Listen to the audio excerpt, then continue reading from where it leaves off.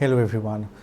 Today's topic for the demo session that we've selected is Internal Audit Governance and Risk Management. In this presentation, we will broadly be covering the elements that includes the definition of internal audit, what are the activities that the internal audit can undertake, what are the activities they should not be undertaking, and how can the internal audit provide its assurance and consulting activity engagements to add and improve organization's performance with respect to the corporate governance and the risk management.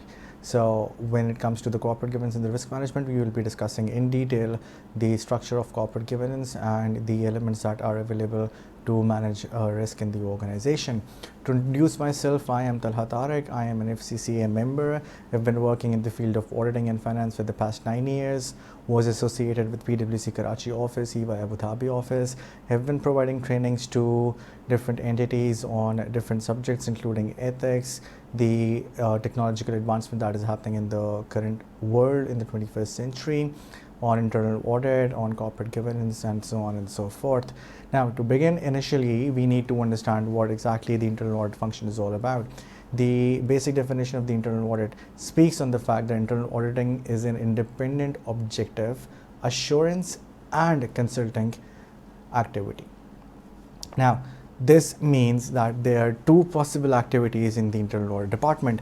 One would be the assurance activity, and the second one is the consulting activity, or assurance services and the consulting services.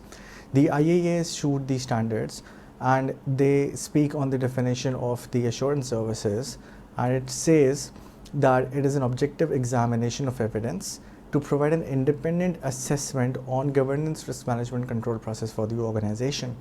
Now, what are the examples that may include in this? Would concentrate upon the financial performance of the organization with respect to controls and the risk associated with the functions. It can also include system security and due diligence of the organization or its departments. With respect to the consulting services, the standards speak that it may be an agreed upon procedure with the client, and they may concentrate on counseling, advice, facilitation, and training programs. So, broadly speaking, two activities that are possible for the internal audit function: assurance and consulting. Why? In order to add value and improve the organization operations. So any activity that the internal audit department undertakes and is not adding any value to the organization or improving the organization's performance would definitely raise a question for the chief audit executive to evaluate whether this activity needs to be performed in future or not. Moving on, it helps the organization to accomplish its objective through a systemized, disciplined approach.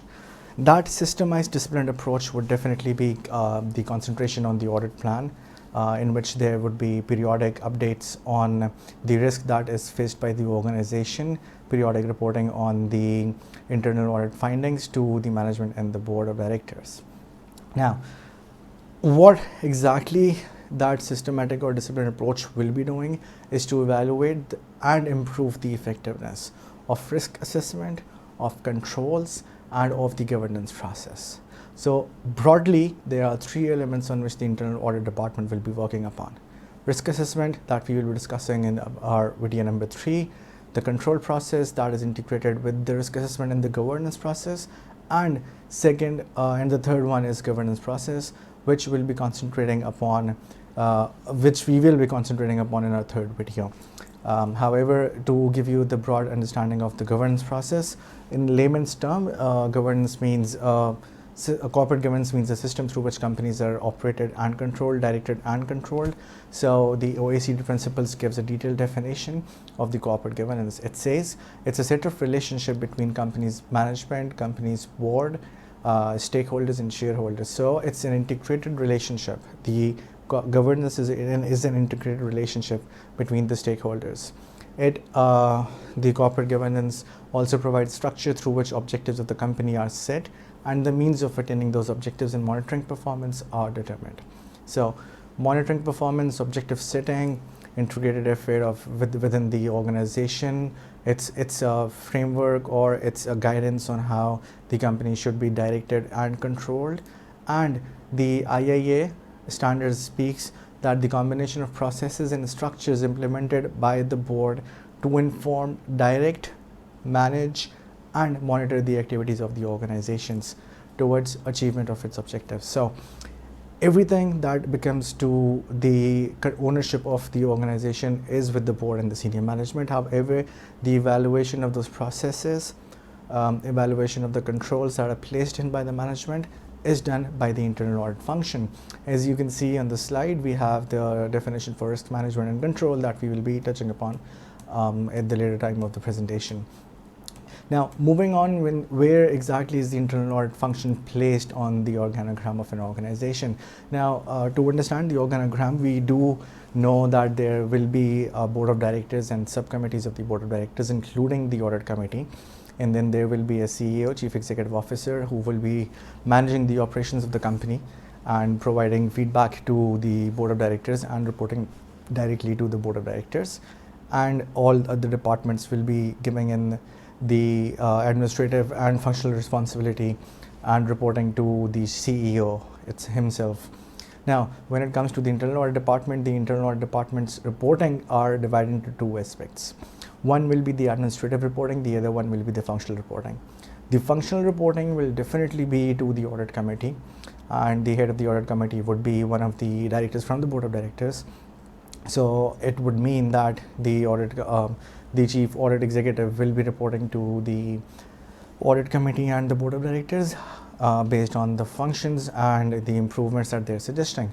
However, the administrative reporting of the internal audit department will be to the chief executive officer, since the CEO is managing all the operations of the organization.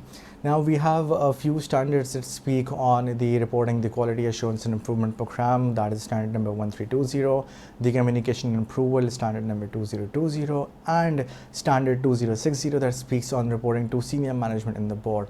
All these standards concentrate on one thing, that the internal audit department will be reporting to the senior management in the board of directors.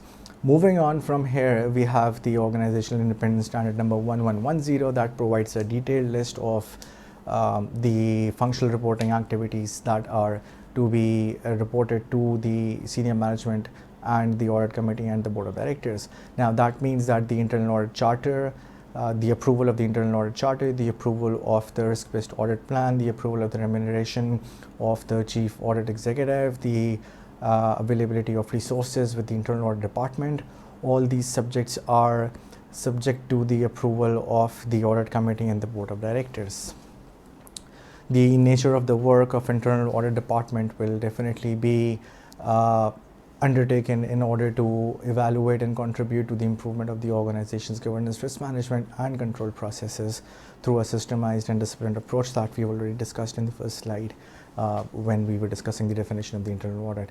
The planning needs to be undertaken, standard number 2010, that speaks of the risk-based audit assessment plan, and the risk needs to be identified by the board or the senior management, which the internal auditor will assess and provide a feedback on whether any improvements are required or any new risk that is identified by the internal audit department needs to be added to the audit program or not. Now, the very basic thing that we know of is the internal audit fan. The internal audit fan speaks majorly on three things. One, the legitimate roles that the internal auditor or the internal audit department should be undertaking. The second one is the compulsory roles that they should be doing. And third, which is I believe to be the most important part, that we should be knowing as auditors that what are the activities we should not be performing at all. Now, when it comes to not performing, this means that if we perform any of those activities, this would this would lead to a conflict of interest of the internal audit objective and the organization's objective. This would also lead to the issues of integrity, objectivity, and professional behavior from the audit side. So what really makes a difference is that there are some things that internal audit function should not be undertaking, as that would lead to a direct conflict of interest. For example, setting the risk appetite of the organization. Setting up a risk appetite is the responsibility of the board or the senior management, and therefore that function should not be undertaken by the audit department. Second is imposing the risk management process in the organization. That is a task that needs to be undertaken by the board of directors, and the ownership should flow from department to department rather than just imposing the findings of the internal audit department. Moving on, we have the assurance by management on controls and risks. This assurance needs to be there by the management and not by the internal auditor. We have taking decisions on risk responses, managing risk on management's behalf, and last we have the accountability for the risk and controls. So these are the major points that we always need to remember with respect to the things that the internal auditor should not be doing. Now, moving on to the second presentation, or the second part of the video, we will be concentrating on the governance and how does the internal audit function, reports, and improves the governance of an organization. Thank you.